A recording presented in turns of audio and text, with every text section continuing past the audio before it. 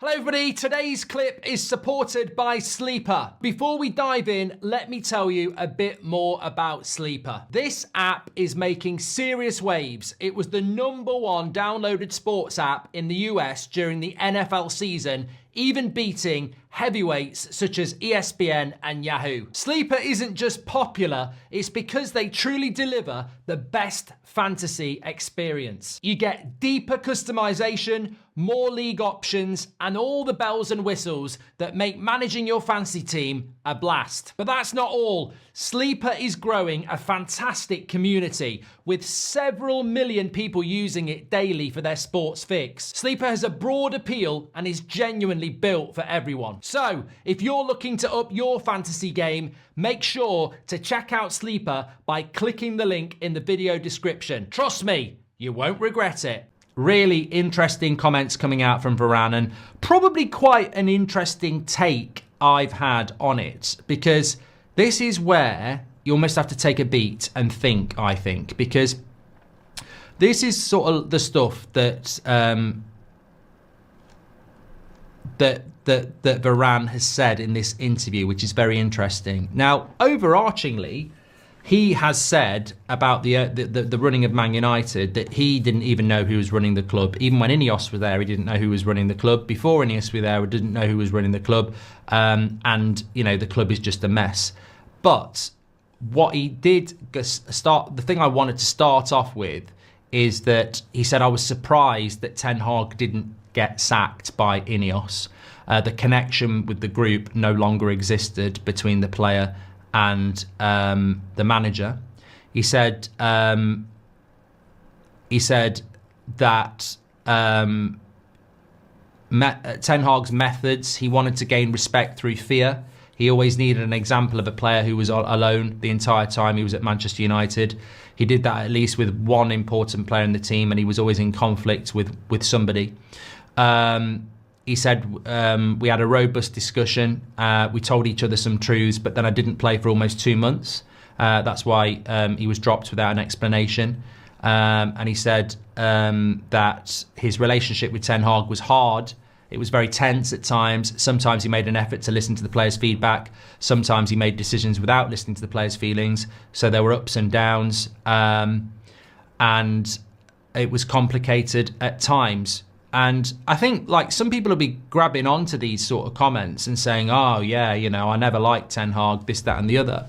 But there's just a few... I mean, I go back to that article by the certain journalist in the Manchester Evening News last week talking about how how Ten Hag had a good relationship with a lot of his players because he knew them from Ajax. And people like Garnacho and Mainu really admired Ten Hag. And then you've got Varane saying all that. And I think... What it shows is this is exactly what we're dealing with. Rafael Varane, for me, is one of the best centre-backs of a generation. But why should you be listened to, mate?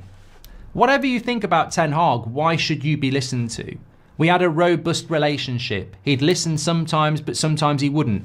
Hold on a minute. He's the manager of the football club. I know he's not anymore, and ultimately you will pay with your job when your results go badly, but does this Varane interview, who I like, not display the problem at Man United with this chaotic dressing room, with overvaluation of their actual importance to that dressing room, who feel that they have a right to discuss issues with the manager? And I just don't. I don't agree with that. Like, there are managers out there, probably Ollie, who would, you know, want to empower his players and be all in it together. But if a manager doesn't want to do that, tough shit. You're paid to play football. You're paid to play in a Man United shirt for the fans and for the club. And if a manager doesn't want to listen to your ideas, you don't fucking down tools and start moaning about it and start arguing about it. You get on with your bloody job. It's that element of self-entitlement that's clearly been in that dressing room as far back as Mourinho days that we still haven't got rid of. Only on Monday, you've got Chris Wheeler talking about players, you know, not happy with the style of play. They'd like to play something else. I don't care what you want. You signed a contract to play for Manchester United. 5 years, hundreds of thousands of pounds a month. That's your job.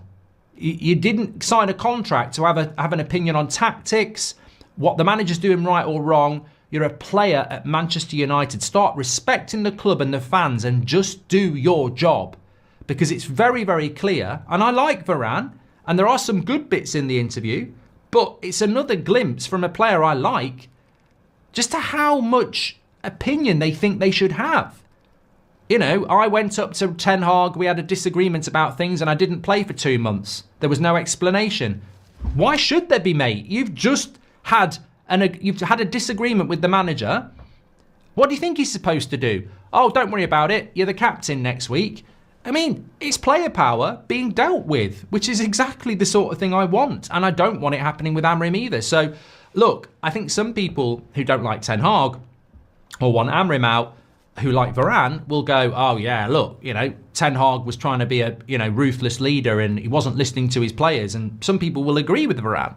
Some people agree with me and go, this football club has been on its arse for a decade and player power has been a big, big factor in that. And if it's still going on, it was going on a year ago, and if it's still going on now, here's a glimpse of the sort of reasons why it's happening, because we have players who think they should be listened to around the way the manager manages. And I don't. If you don't like it, go and get another job. If you're at work today and you don't like the way your manager speaks to you or manages you, you go and get another job. Oh, but they wouldn't do that. Oh, I'm not going to do that. No one else will pay me this amount of money to be this shit. And that's the thing for me. I couldn't give a toss what the players think about formations or managerial decisions because nobody's forcing you to stay. You just want to stay because you're being paid stupid money on a stupid contract. But if you're that unhappy, there's the door. So it's put up or shut up. I'm not interested in any player, current or ex, no matter how much I like them. I just think this is another indicator of what the real issue is in that dressing room, which is players who have a very high opinion of themselves. I mean, look, Varane was fantastic, but not in a Man United shirt. He was hardly ever fit. So, you know, we're talking about a player who, in my opinion, is like, I'm from Real Madrid. I've won loads of things. I'm one of the best centre-backs in the world. You've only managed Ajax. You should be listening to me. And that I don't agree with, because we've got another player like that now, and his name's Casemiro. I've won loads of things. I'm generationally one of the best players in the world in my position over the last 10 years. But you're not performing on the pitch, mate. So couldn't give a shit what you think. You're on the bench. And that is the issue. But there are people out there that maybe Player FC who go, wow, you've got to listen to the player. You've got to listen to these people. They've won things. You're only as good as your last game. You're only as good as your last game. And look, at times, Harry Maguire did outperform Varane. I didn't like that at the time, but he did. And that's the thing, isn't it? You're paid to be a Manchester United player, and there's just too much moaning in there. How many players have we seen over the years who just seem to get picked and they don't deserve to get picked on reputation? And that all needs to stop. And I think we do currently have a manager who is doing that. But it's funny, isn't it? Because it just shows up the hypocrisy of some of the reporting as well. Because, as I said, last week we had that article in the Manchester Evening News from a certain journalist saying that Amorim is distant with his players and even Ten Hag got on with his players. And then you've got Varane saying, well, I didn't get on with Ten Hag. And then you've got more leaks about Amorim on Monday about players aren't happy with this, that and the other. But you've got Lenny Yoro yesterday saying that he likes the manager, he talks to him all the time. I know a couple of players that like the manager who talk to him all the time. I'm sure a few other people know that as well. And you're sort of like, it's just the same old shit, isn't it? It's almost like he who can shout the loudest. Of course there's players in that club who don't like Amorim. I could guess at 2 or 3 straight away because the circumstances are very obvious. All that's got to happen is that player put a story out to somebody who wants to write it, and then the dressing room's not happy with him. The dressing room's an issue, but I think it's being dealt with. We've already seen Rashford out on loan. We've seen Anthony on loan. I'm not saying those two players were problems in the dressing room. I'm saying that there were problems on the pitch. Obviously, they weren't performing. Casemiro's been a problem on the pitch. He's not performing. He hasn't been being picked. So I think that that is a very different situation. Robert. This was from Varane as well, talking about Manchester United. He says it's not one person's responsibility. That's the problem. We don't know whose fault it is at Man United. It has to be in the overall structure of the organisation. There were too many people involved in the decision-making process, so we didn't know who was really making the decisions. I can't say who was responsible. I don't know. It was a bit of everyone and a bit of no one. And that's a player that was at the football club for what, 2-3 years, who only left in the summer. So a bit of everyone and a bit of no one, and that's Man United, and that's why I think everybody gets empowered to have an opinion, because there is no defined leadership, and that has to change.